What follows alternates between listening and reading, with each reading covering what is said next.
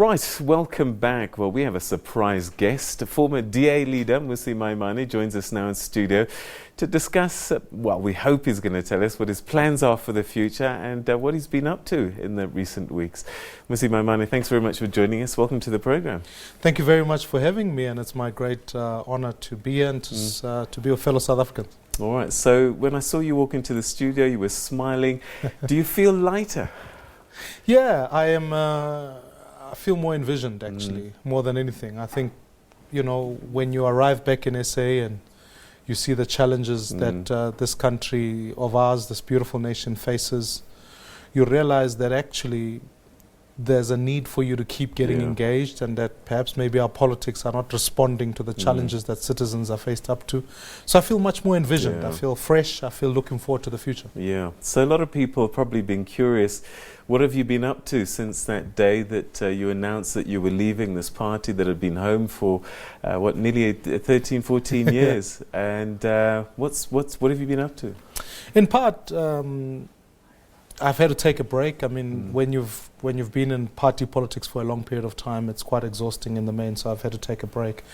But also reflecting on so much. So it's given me an opportunity. I've had an opportunity to write now. I've taken an opportunity to also begin to charter a way forward and say, how do we, and engage South Africans from a different variety of walks of life. So it's been busy. I didn't think it would be as busy as it was, but it was important in that I got to engage South Africans who maybe some of them I hadn't seen in a long time, giving me an opportunity to reflect on where they're at. All right, so million-dollar question, what are you planning? After all this reflection, what lies ahead? Look, I mean, there's one thing I've come to that conclusion, which is to say that perhaps the body politic as we have it in our country at the moment isn't working. It's become distant from citizens. I think people don't know their public representatives. They don't connect with that.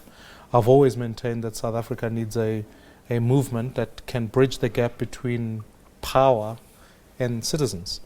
A movement that can say to them that these are the issues that they feel. Many South Africans are jobless. Many South Africans are feeling the pinch of poverty.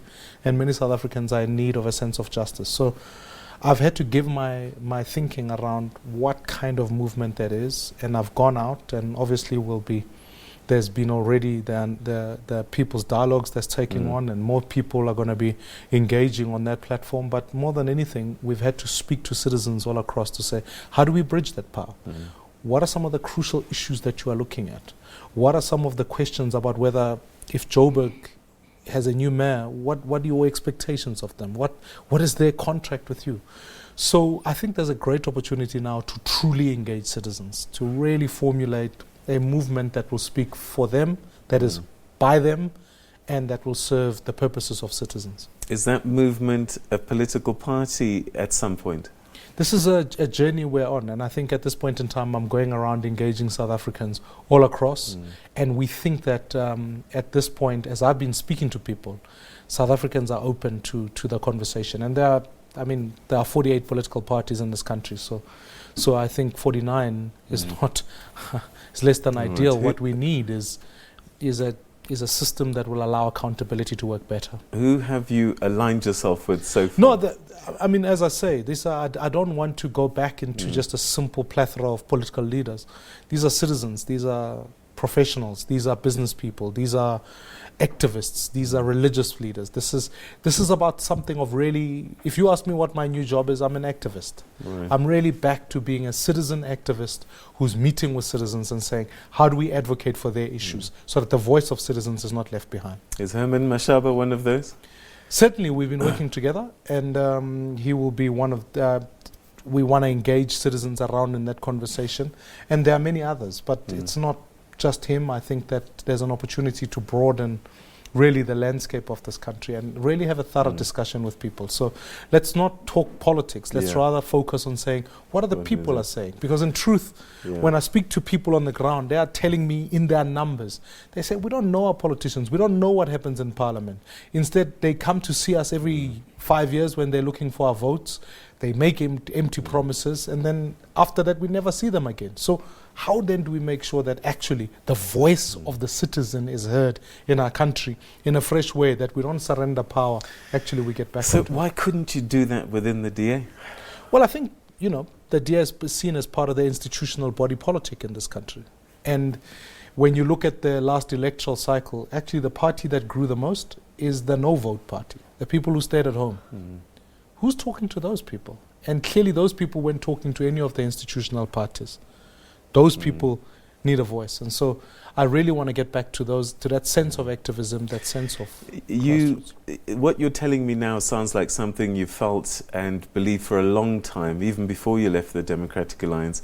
And I'm just wondering, was it a conversation you brought to the table that wasn't heard, or what happened? Yeah, and in many ways I think it was all concerning to many of us who were watching. Because at the end of the day in South Africa, because we've got such a history of racial divisions, and a future where we've got to build a non-racial South Africa, often when the discussion takes place within a political space, it's past each other. We see the color of the man before we hear the man. And I think now is a time where we can actually say, let's strip away some of the political issues. Let me hear you. What kind of country do we want? So when I felt perhaps maybe in the past, you'd be locked into a political frame, that eventually when you arrive at a discussion with someone, they'd say, but you are this and you are that, before they say, this is what you are talking about. Whereas now, there's an opportunity for genuine activism. And I think many South Africans all across the board have taken a fresh leaf and are saying clearly, things aren't working, let's find a new way. Will you be ready for the next local government elections, do you think? Well, they're in 2021, and I think what we've got to do now is make sure that whatever we do, let it express the view of South Africans. And that's why I'm going out to engage them as best as I can. So activism is back to where I'm at. I'll be going across to different provinces, different people, seeing people, engaging them. Because I think it's not, contesting elections is but one thing. But more than anything, what do you want to change? What exactly do you want for people to when they say, we've got the power back, what does that mean for them? And that's a crucial dynamic, because, as I say, number 49 is simply not the solution for this country. Right, so you've been around the world recently, and I just wonder, what are people asking you? What are they saying over there? There are two things that are of great concern for me. One is, in certain corners of the world, people aren't talking about Africa. And it's worrying, because this continent in the next 10, 15 years will have 1.2 billion people. And I think it's in the interest of the world that we think about what happens in Africa. In another context, where people discuss Africa, they discuss it with great concern. It feels like this is a continent that has missed opportunities, and there is a genuine global interest in Africa. So I hear both those stories, and what I'm really trying to get at is, as we go across the continent, part of my travels have also been to places like Kenya, places like just traveling around the continent, meeting leaders of opposition in the SADC area, to say to them, look, when we think about Africa, we can't just talk about Africa of our parents, we've also got to talk about Africa of our children. What future is it for the continent? And so in my travels, I've tried to make sure that that message is anchored forward, because this is an important continent, not only for its population size, but its opportunity it offers the world. Investment is needed here. We need to ensure that we build an Africa upon which it's easier to trade, it's easier to do business, but it's a safe place for people to live. So I am certainly committed to saying, how do we then not only just look at South Africa as an island of the rest of the continent, but this is part of the same continent. South Africa is in Africa. It is an African country. Therefore, whatever we do needs to speak to the entire continent. All right, so a lot of people are going to be curious about your time at the DA and how you left. So let's deal with that now. Sure. So that week was quite incredible. It started off with Herman Mashaba leaving and saying, look, I quit as mayor. And he looked to the party, and it says, in large part, it's the party that's created this tension for me that's unbearable. And I wonder, had he had conversations with you leading up to that, saying, Mmusi, I can't do this anymore? And did you try and persuade him to stay? Yeah, I mean, Herman Mashaba and I spoke as I would speak to all the mayors of the DA, to understand what they were doing in government, but also for the purposes of accountability. But it became ever more so, because if you reflect even on the 2019 election, it felt like in this country, people started to move towards their racial corners electorally.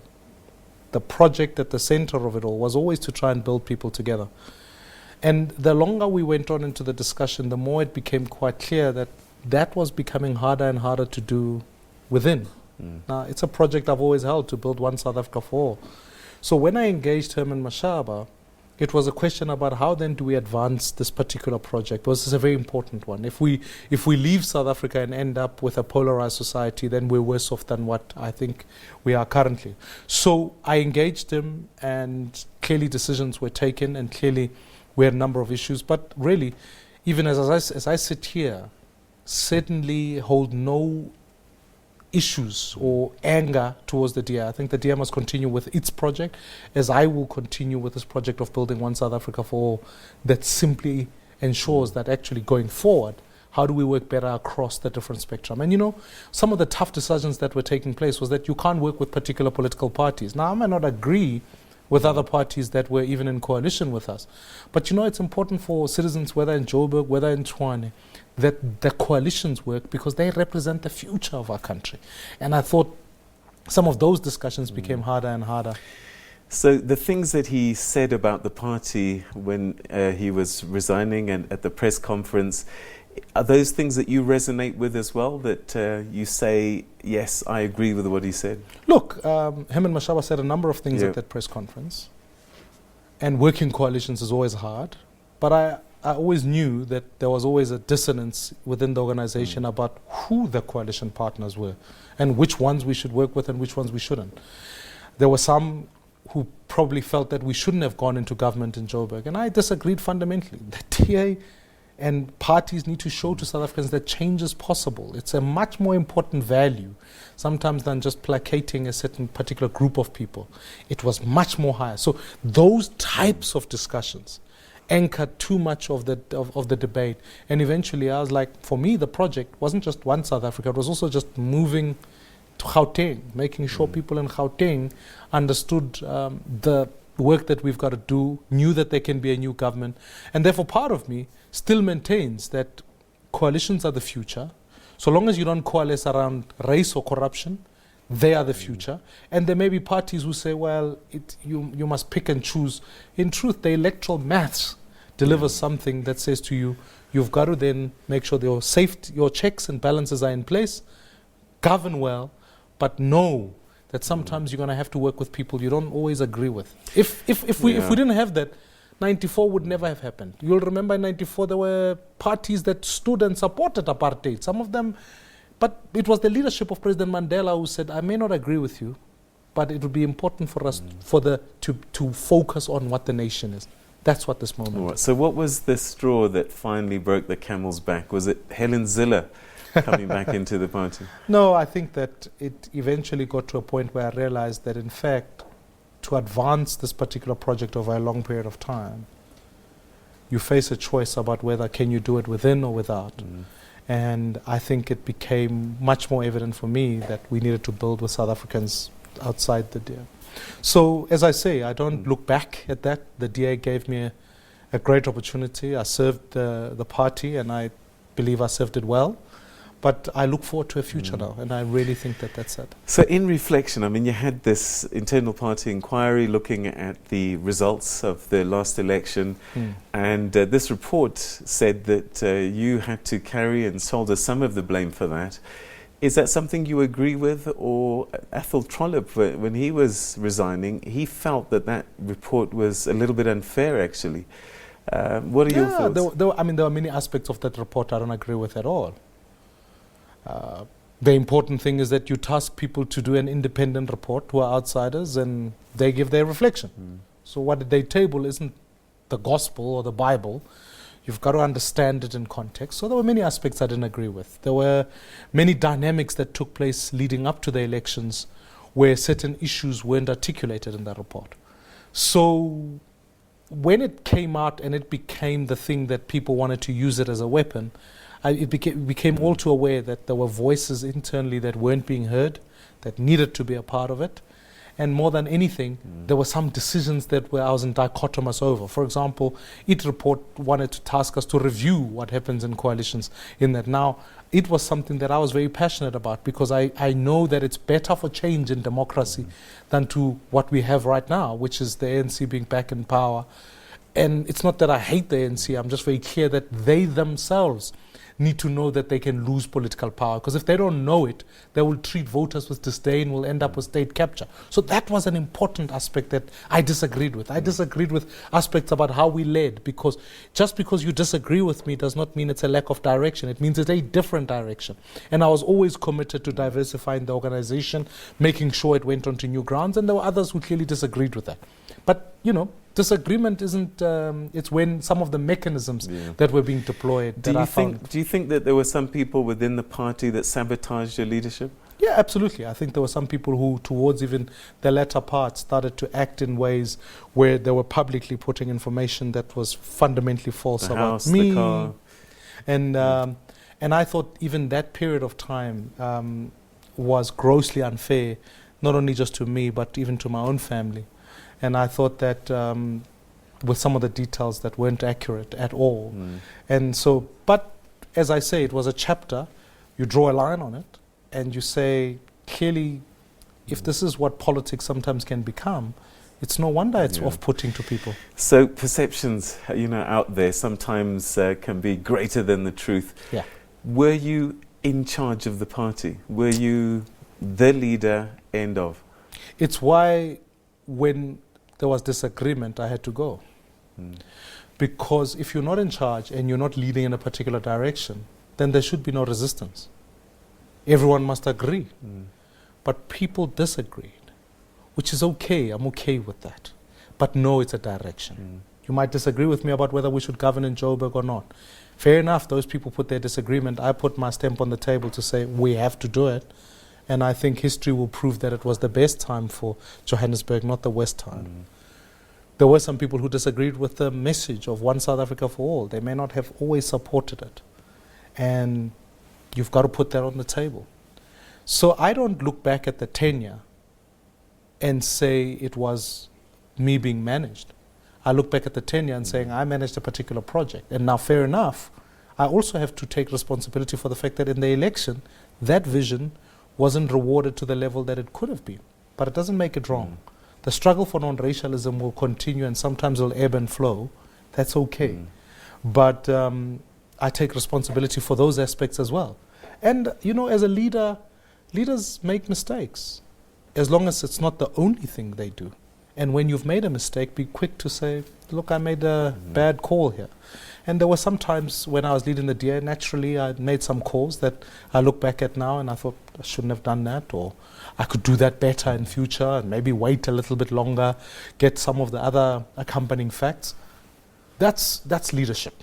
And you've got to be willing to do so. And I think South Africans out there want to hear from their leaders. Did you ever feel at any time that you were a face that they needed, that they actually, in their heart of hearts, as we can see now, maybe this black leadership it doesn't seem to be at the forefront anymore, that their hand was forced, that we need a black leader. Lindiwe is gone, Mmusi's a good replacement. Did you ever feel like that's kind of how you were put into place there? Maybe at times there were others who believed that to be so, believed me to be a project or whatever. And that's a natural part of politics. It's not unique to a political party. It's true in corporates. It's true in business. It's true in churches, in religious society. You see it all the time.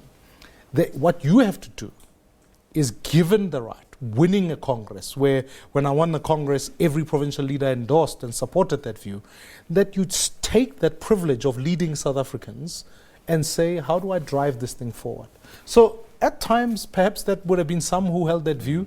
And I think when you put your foot down and say, this is what we've got to do, then you got to take decisions. You got to take the good and the bad. So I feel that we've got to get beyond, as South Africa, a situation upon which, when black South Africans, in perhaps maybe historically white organizations, get put into those positions, that they judged first by the color of their skins rather than their competence. So, and I think The first ones will always suffer from that. It's natural. It's a bit like a woman who takes a role in a male-dominated organization.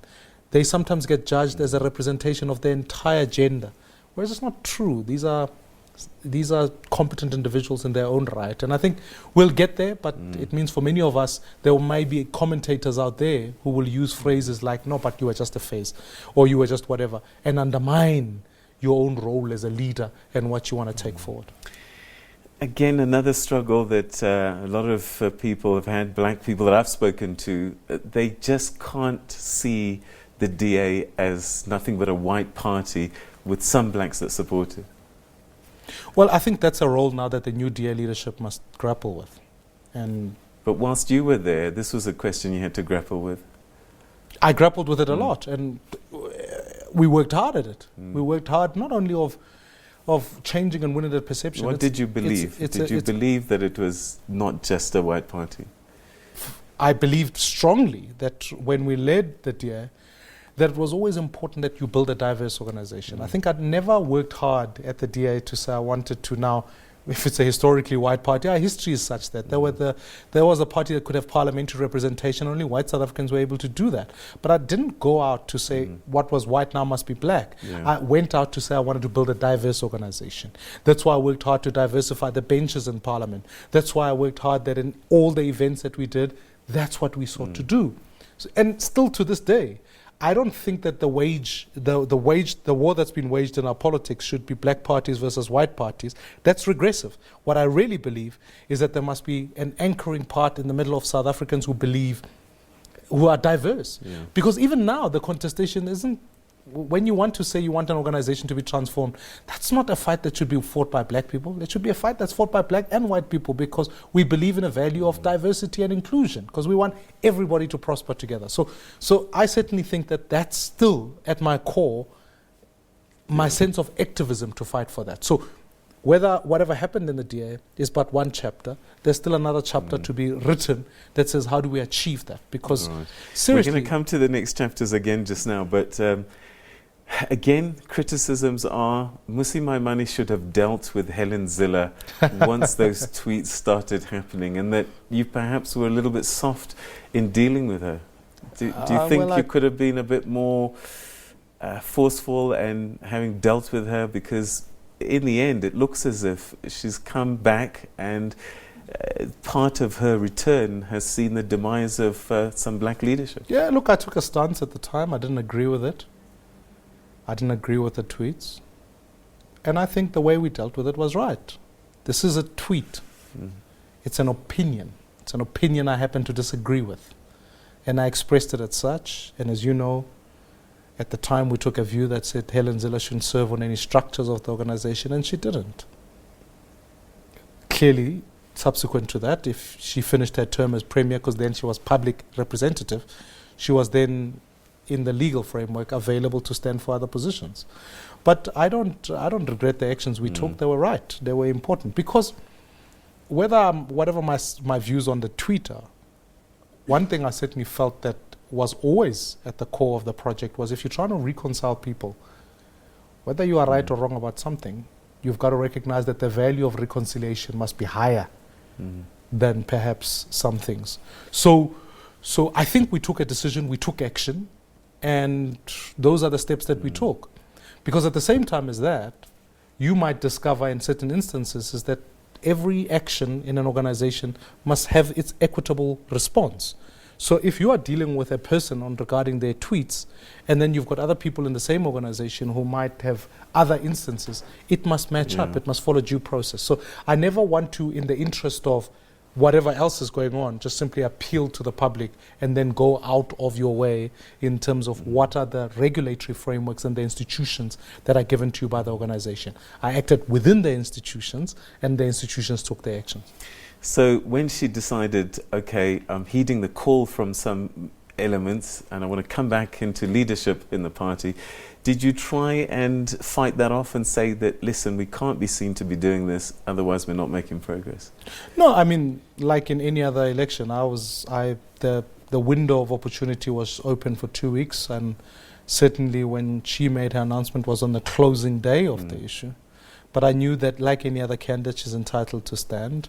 I had my own preferences as to who to vote for, but it's a decision of democracy. Let the parties decided that, and let the party do with it what it needs to do. Okay, I don't want to dwell on the past, but this is the last question. Did you ever have any conversations with Lindiwe Sisulu when she left? And were there any lessons, perhaps in hindsight, that you could have learned at that point? Yeah, I respect Lindiwe, and we've spoken from time to time. And I think, like many South Africans, she's committed to the project. She holds particular values. There were some big lessons that sometimes we found points of commonality, but you know, she led at a particular era, I led at a different one. So sometimes not everything is cut and paste. And certainly, I think that there were some things that we share in common, and there were some things we differed with. But she's a great individual, and she's certainly gone on to do other things as the rest of us will. So this new movement, do you think that there are some people in the DA that might join you that perhaps are Mmusi-like in their thinking? Well, it's not DA people. I actually just want South Africans. I want South Africans to have a discussion. I want South Africans to join the dialogue. It must be beyond this. Even I sit here sometimes and I think to myself, the last thing I want to listen to is politicians. Because I think citizens out there want to hear from a different voice, from business, from, different. My agitation is that, actually, I think in '94, we had a great leader in Nelson Mandela, and I think many South Africans sat back and said, fine, let the state deal with itself. We will watch from afar. And the net consequence of that said, we maybe surrendered and woke up too late when we realized today that we don't have an airline, fuels are going up, and electricity is going out. And maybe we might sit today and say, we should never as citizens have surrendered power. Your message going forward as well. I mean, in the past, a lot of people associated you and the DA as being anti-ANC, and that you spent too much time rubbishing the ANC, and that maybe your message of what you wanted to do didn't get quite heard enough. What's your message going forward? Is it stepping away from that kind of talk and politicking and concentrating on the job at hand? There's a big job in our hands, and I certainly, for me, know that South Africans are asking a lot more of us. They might have their views about the ANC, they might have their views about the DA. I'm not here to look at that. I'm here to say, rather than even sometimes answering the questions my parents are asking me, what are the questions my kids are asking me? They will want a job in this country. They will want a non-racial future in this country. They will want to know that when they go to school, there's a good education for everybody. They will want to know that ultimately my daughter can walk around safe, and my son, hopefully, whatever he chooses to do, he can maximize what he wants to do. So my now activism is to fight on behalf of citizens. And if the obstacle is the current government or whatever government there is, then let the citizens express that, because it's their right. Young people today are the most unemployed of the lot. Therefore, how do we sit down with them and say, how do we create jobs for young people? And if, heck, there's a government that can assist them, let's partner with them. All right, you began this conversation saying that you're envisioned, and my last question is, are you happy? I am indeed. I'm happier, lighter, feel much. I'm looking forward to the next chapter. I really am, and I am grateful for always the opportunities, and my family is doing well, and my kids have passed school, so this is a good thing. So we are happy as a family.